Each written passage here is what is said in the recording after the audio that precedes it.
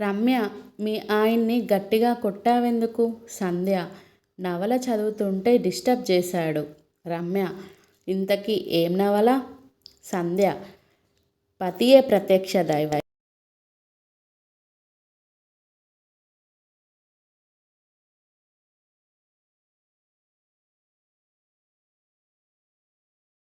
ప్రేమ గలవారు ప్రేమ ప్రపంచంలో జీవిస్తారు.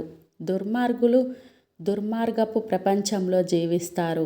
ఎవరి ప్రపంచం వారికి మంచిది అన్నట్టుగా కనిపిస్తూ ఉంటుంది. నీకు ఇష్టం వచ్చినట్టు జీవించే హక్కు నీకు ఎలా ఉందో, ఆ ఇష్టం వలన వేరొకరు బాధపడకుండా బాధ్యత కూడా నీ మీదనే ఉంది.